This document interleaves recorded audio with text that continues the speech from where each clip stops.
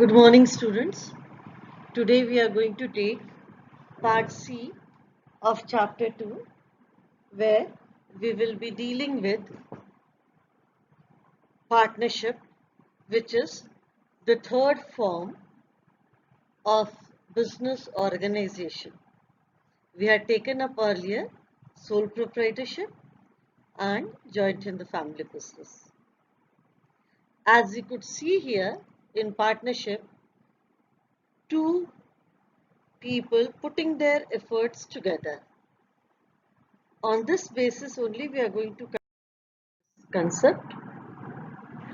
Partnership is regulated by Indian Partnership Act 1932, where two or more people combine together with the intention of making profit. As per Indian Partnership Act 1932, partnership is a relationship between persons who have agreed to share the profit of a business carried on by all or any one of them acting for all. We will be going for amplification on the concept of business carried on by all or any one of them acting for all in detail when we'll be dealing with the characteristics of partnership. Right now we have to understand that partnership, as you could see over here, is first a relationship between two or more persons. Then they join hands to form a business organization, and their main objective is to earn profit. If we see the features of it, usually what happens, the capital is contributed by each of the partner. There is a profit share and loss sharing ratio which is decided in an agreement. This agreement will include everything: capital contributed, profit and loss, and in case if you intend to give salary or commission to a particular partner, that part, what is the time for the business, name and address of the partners and the firm, duties and power, nature and place of business, and other details. These are given in the agreement of the partner. Now then, what I was talking about, principal agent relationship. When partners deal with each other and with the third party, then they are in the principal agent relationship, that is mutual agency. One partner can bind other partners by his act. So a partner is acting as an agent of his other partners, and at that particular time the other partners, they become the principal. So it's a principal agent relationship in between the members. Now if we come down to specification part on partnership, it is two or more persons. If the people intend to do banking business, then the number can be 10, otherwise 20 for other business. There has to be an agreement which we say as partnership deed. The content of partnership deed will be dealing in the upcoming slides. Then the profit and loss sharing ratios which is being mentioned. Then the concept of unlimited liability, which I had spoken earlier in my previous versions also, is existing in partnership. That means the personal property of the partner can be used to meet the obligations of the business. Then there's implied authority, which means that any partner can act on behalf of the firm and the firm stands bound by the act of partners. Then what I said on the mutual agency part, principal agent relationship, Each partner is liable for the act performed by the other partner and can bind the other partner or the firm by his act. Then there has to be utmost good faith among the partners. Then restriction is there on the transfer of your vested interest or shares. A partner cannot sell or transfer his shares to anyone else without the consent of other partners. By giving a notice for dissolution of the firm, a partner can show his intention to discontinue and bring the business also to an end. Then continuity part, if I say a partnership continues up to the time that the partners desire to continue it. Legally, a firm dissolves on the retirement, death, bankruptcy, lunacy, or disability of the partner if otherwise not provided in the partnership deed.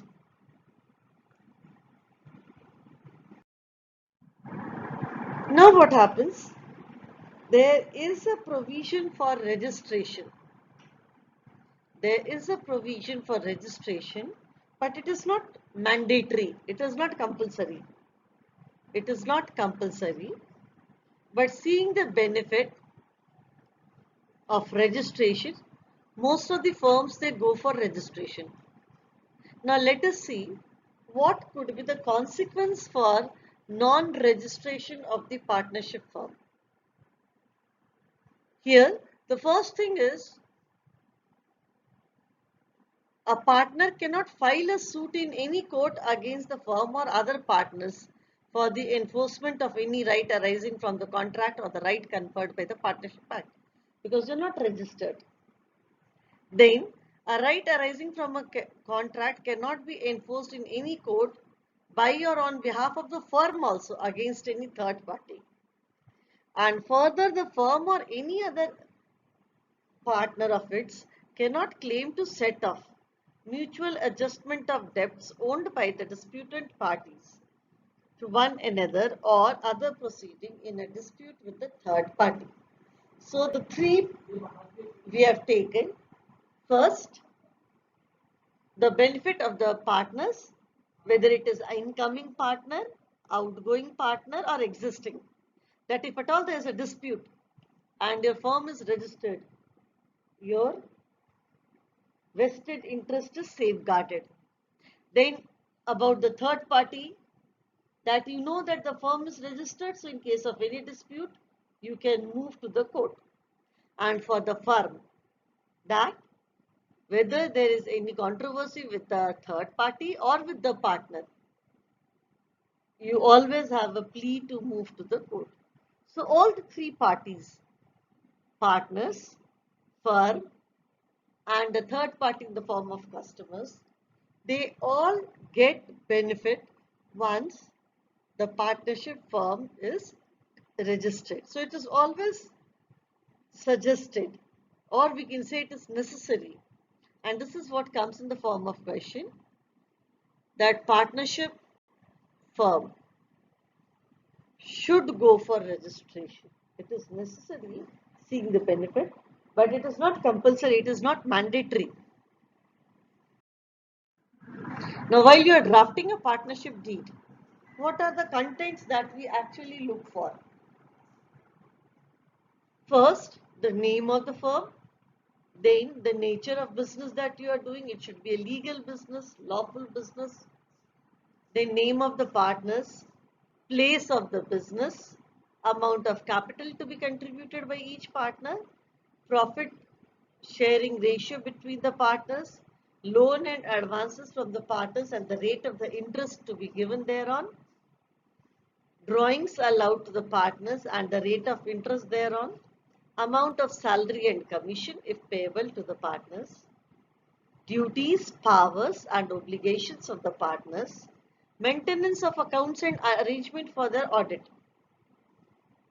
Then, mode of valuation of goodwill in the event of admission, retirement and death of the partner, settlement of the accounts in case of dissolution of the firm, arbitration in case of dispute among the partners, and arrangements in case a partner becomes insolvent. Bare minimum, this much requirement has to be given in the partnership deed. Now, if we see what are the different types of partnership firm, we are taking only two, we are not taking the third, but I'll discuss while we are on the explanation mode. First is on the basis of duration, that how long it will continue, and second on the basis of the liability, what is the nature of liability. If we say on the basis of duration, it is particular partnership or partnership at will. Particular means after a particular duration, after a particular activity, your business will come to an end. And at will means till there is no dispute, it will continue. It will continue. It's only when all of them together decide to dissolve that they will go for dissolution. Then on the basis of liability, we have two types of partnership firm. General partnership firm and limited partnership. Now when I say general partnership, that means all the partners in the firm have unlimited liability. Whereas once we say limited partnership, that means either one or two, but not all. Either one or two partner can be in a position where he is vested with the benefit of having limited liability. With the benefit of having limited liability. We take up types of partners. There are many, but we'll be restricting up to what your syllabus goes with. Sleeping partner or dormant partner, nominal partner, which involves partner by estoppel and holding out both, then secret partner, minor partner, active partner. We'll be taking one by one all of them. Let us see active partner. He is a partner who takes part in day-to-day business, of the organization and is known to the people. He is an office bearer. And he goes with attending office activities. He is known to the people, and we say normally he is a working partner.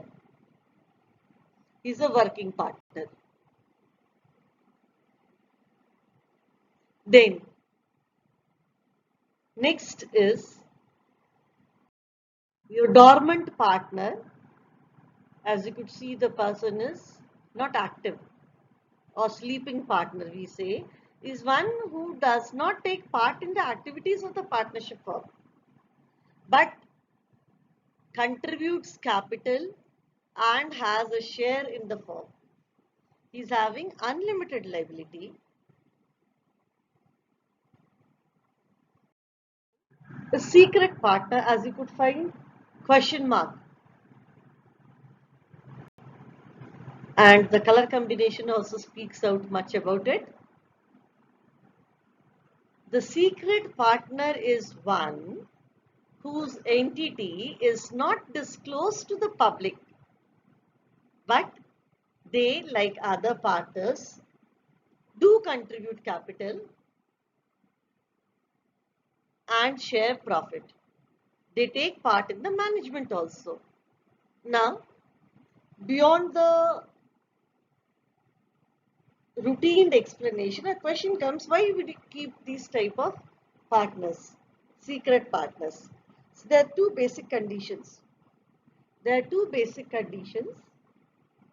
One, where the entity of the secret partner is such a controversial issue that it would affect the image of the firm. It would affect the image of the firm. So you don't want to take risk. You want the help, you want the contribution of the person, but you don't want him to be disclosed as an entity to the public. So first, your entity is controversial and could hamper the growth of the firm. Second, where you are already working somewhere under a condition of no other activity to be taken up, and you are in the partnership firm. It happens in most of the government sectors. The government employees, they are the ones involved as secret partners with the contractors and the other parties dealing with the organization, and they are the ones to tell which table, whom to contact, what to give, how to give, whether under the table, above the table, everything.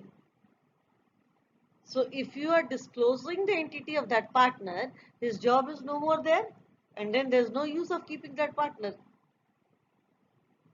So under this condition also, we keep his entity confidential. Because I'm using him as a partner only because I'm getting benefit, because he is already working somewhere else and getting me all the informations. If his job is not there, there's no point keeping him as a partner.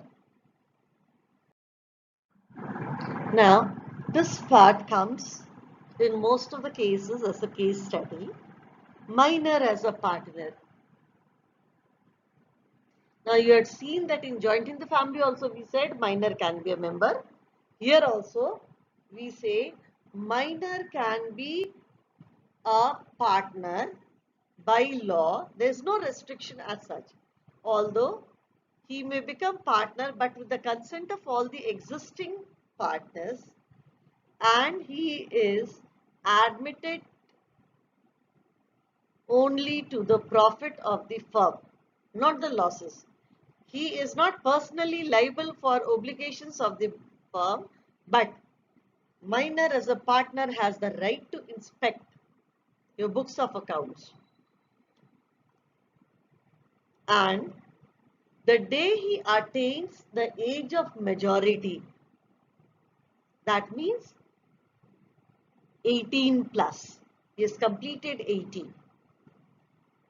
He is given 6 months time. Within the 6 months of his attaining maturity, he has to give public notice whether he wants to remain as a partner or not. After this decision, he will be deemed as a full-fledged partner with retrospective effect.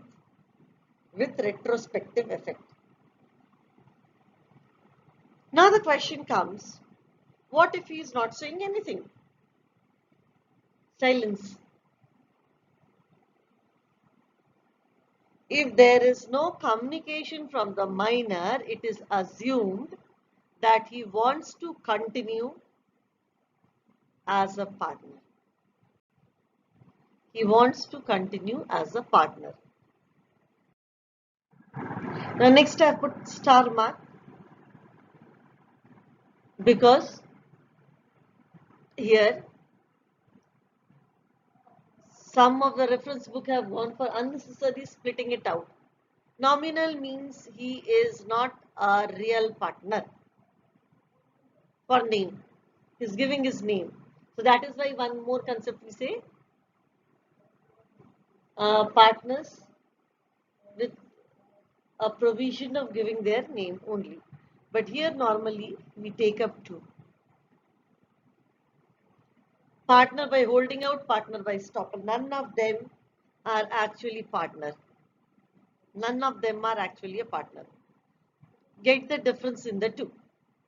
Holding out, you find they are trying to hold the hand of one who is not connected Who's not connected, but you're trying to get hold of him. That means he might be a agent, he might be a employee who is working on profit plus commission or salary, and you have a projection to the public that he is your partner. Usually it is an innocent act by the partners by holding out, that it is said in case if you go on giving us business this way, in future we are going to include you as a partner.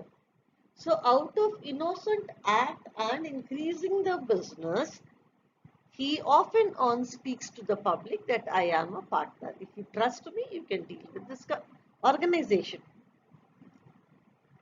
Now, if there is a loss to the third party and the firm has given explicit or implicit notification or acceptance or consent, then the firm is liable for his action. When 10 times that man is saying in front of the partners that I am a partner, trust me, then this means your silence is giving a consent that he is a partner. Now let's come to partners by estoppel. Estoppel means something which is very shaky. Now, usually what happens in a practical provision, I'm saying, this man happens to be sometime, once upon a time, a partner, and everybody decided to take him out. Now his intention is, by the time public comes to know about this, let me make money and run away. That is, his intention is not genuine. His intention is not genuine. He was or he might have been a partner in past, but as on date he is not. Now if there is a problem with the third party, the firm will not be responsible if they have given notification through proper source. For example, if I say that as on this date or with effect from this date, we are not responsible for XYZ's action, he is no more a partner to our firm ABC. Then the firm will not be responsible for his act. Will not be responsible. That means both of them are not partner at present. Holding out is a probable one for future. Estoppel was for past. Holding out is with the innocent provision of increasing the business, and in estoppel, fraudulent purpose. Then, as far as the liability of the firm is there, the firm is not liable for estoppel if they have given notification, but for holding out, if they have given their consent, they are liable. This usually is not very clearly mentioned even in your NCERT or in your CBSE. They've only touched up saying that they both are not real partners. Now, what can you see on the slide? A runway.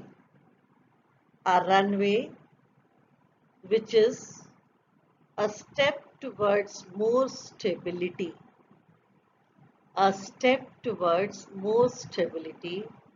That means you are trying to go for conversion of partnership firm into limited liability partnership. LLP. What we say? LLP. Now this is a trade-off. This is a trade-off in between partnership and company. This is a trade-off in between partnership and company. This part we'll be discussing. It is regulated by 2008 Partnership Act. 1932 is not applicable over here. So let us see what is LLP, Limited Liability Partnership.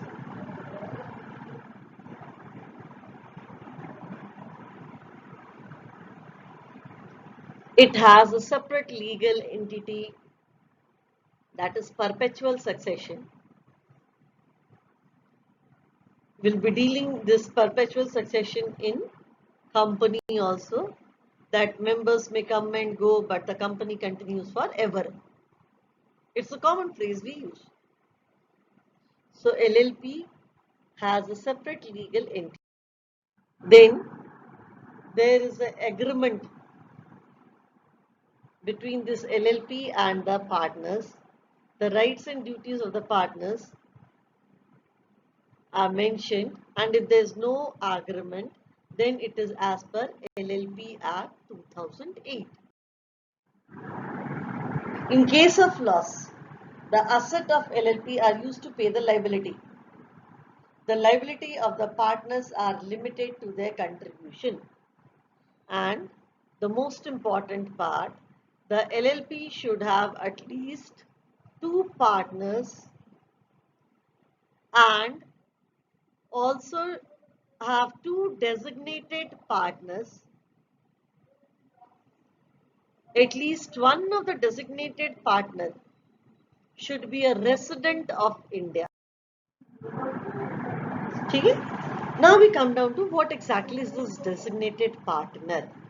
He is the one who is responsible for doing all the acts, matters and things as required to be done by the limited liability partnership, including filing of any document, return, statement and the like report pursuant to the provision of this act as may be specified in the limited liability partnership agreement. Now, before I go with the thank giving approach, we have intentionally not taken up merit, demerit in this case because it's all relative or comparison part. If you say stability part with reference to your sole proprietorship, it is more, but with reference to company, it is less. Contribution compared to sole proprietor, it is more. Similarly, legal part, you have a legal provision, act safeguarding the interest, so that legal parameter is more dominant over here compared to joint in the family and sole proprietor. So this part, it's only when we are completing all the forms of organization, we will be taking up in a conclusive session. Thank you for being with us in this online session.